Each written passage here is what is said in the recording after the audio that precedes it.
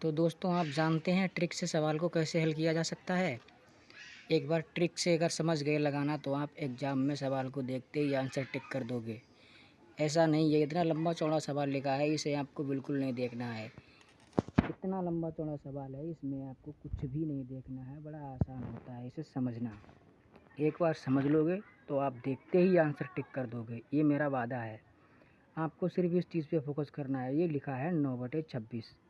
इसका मतलब है कि आपको 26 से 9 को भाग करना है, लेकिन आपको बिल्कुल उल्टा करना है। आपको 9 से 26 को भाग करना है। 9 से 26 को जब भाग करेंगे तो हमें यहाँ पे क्या मिलेगा, हमें यहाँ पे मिलेगा 9 दूनी 18, 18 मिलेगा। अब 26 से जब 18 जाएगा तो यहाँ पे मुझे 8 मिलेगा। 8 को जब हम 9 को जब हम 8 से भाग करेंगे फिर हमें यहाँ पे 1 मिलेगा। ये हमने 1 प्राप्त कर लिया। फिर हम यहाँ पे जब घटाएंगे तो 8 को जब यहाँ पे 1 आएगा और 1 जब मैं 8 को 1 से भाग करूँगा तो मुझे 8 ही मिलेगा, 8 ही मिलेगा। ये संख्या मेरी पूरी पूरी कट जाती है, पूरी पूरी कट गई है। अब मुझे यहाँ पे ए का मान 2 मिल रहा है और बी का मान मुझे 1 मिल रहा है और सी का मान मुझे 8 मिल रहा है। अब मुझे करना कुछ भी नहीं है, ऊपर में a + b + c का मान पता करना है, बस यही पूछ रहा है आपको, यही बताना है आपको। तो ये आपको 2 1 3 हो जाएगा और 8 3 11 हो जाएगा। इन सब का योग जो है a + b + c का मान 11 मिल जाएगा और यही हमारा राइट आंसर हो जाएगा। इसके लिए आपको टेंशन लेने की ज़रूरत नहीं है। बने रहिए आसान तरीके से मैथ सीखने के लिए और लगातार आप मेहनत करते रहिए और हम भी आपके साथ में हैं। चीज़ें समझ में आनी चाहिए। दोस्तों सवाल नंबर 2, इसे देख लीजिए आप। इस तरीके का सवाल जब एग्ज़ाम में बनता है तो अक्सर बच्चे छोड़ के आगे बढ़ जाते हैं। अब आपको छोड़ना नहीं पड़ेगा, इस सवाल को आप देखते ही आंसर लगाओगे। इस सवाल में होता कुछ भी नहीं है, बस सोचना और समझना होता है। इसे भी अगर आप एक बार समझ लोगे तो आसानी से हल कर सकते हो। ये आपको 2 दे रखा है। इस 2 का मतलब क्या है? इस 2 का ये मतलब होता है दोस्तों, ये हमें 63 है। 63 के मुझे ऐसे फैक्टर करने होते हैं जिसका अंतर 2 आए। तो मुझे इसका फैक्टर करने के लिए क्या करना पड़ेगा? मुझे इसका 9 सत्ते 63 करना पड़ेगा। 9 और 7 के बीच में जो अंतर आ रहा है वो 2 आ रहा है और उसके बाद मुझे कुछ नहीं करना होता है। उसके बाद मुझे ये साइन देखने होते हैं कि साइन हमारे प्लस में है या माइनस में है। यदि पॉजिटिव में आता है तो हमारी बड़ी संख्या जो होती है वो आंसर हो जाती है। बस दोस्तों आपको सिर्फ इतना समझना है कि यदि साइन पॉजिटिव में होते हैं तो हमारी बड़ी संख्या आंसर हो जाती है। यदि साइन हमारे माइनस में है, नेगेटिव है, तो हमारी छोटी संख्या आंसर हो जाती है। इसमें आपको बस थोड़ा सा समझना होता है, इसके अतिरिक्त कुछ भी नहीं है। दोस्तों यदि आप अपना आंसर सही तरीके से एग्ज़ाम हॉल में टिक करना चाहते हैं तो इस सवाल को अब बड़ी आसानी से समझ सकते हैं। इसमें कुछ भी नहीं होता है समझने के लिए, बस साइन का विशेष ध्यान देना होता है, इसके अतिरिक्त कुछ भी नहीं है।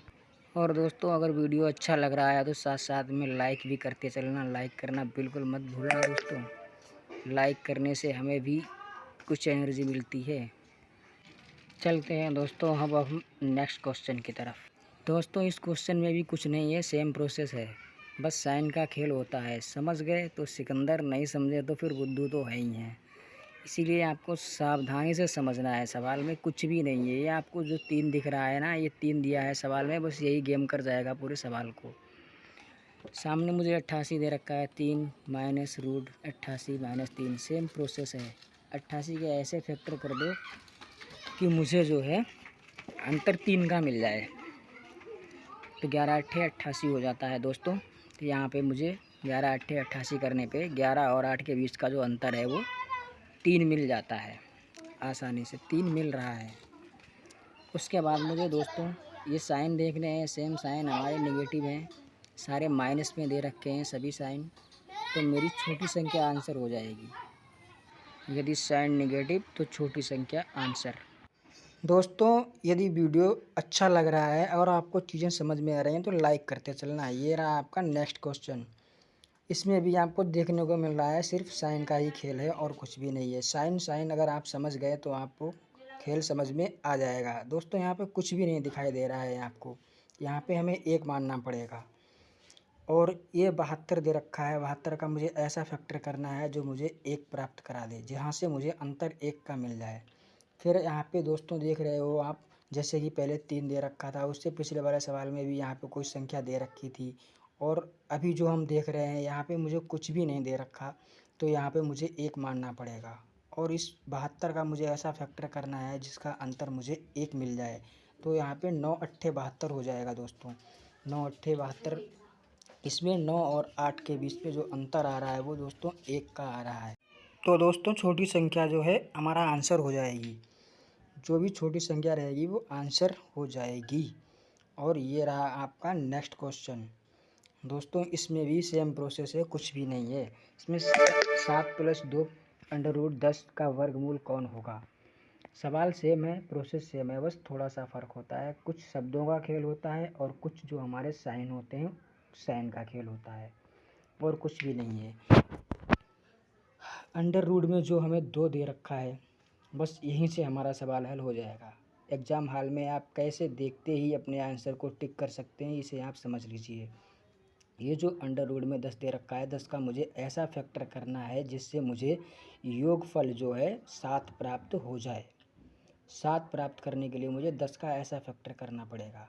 तो 2 पंचे 10, 2 पंचे 10 होता है, तो 5 और 2 7 हो जाएगा।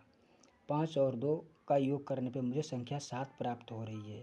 अब दोस्तों 10 अंडर रूट में है, तो इसके फैक्टर भी हमारे अंडर रूट में ही जाएंगे। तो मुझे 2 पे भी अंडर रूट लगाना है और 5 पे भी अंडर रूट लगाना है। साइन प्लस का दे रखा है तो प्लस भी लगाना है, मुझे प्लस भी लेना पड़ेगा।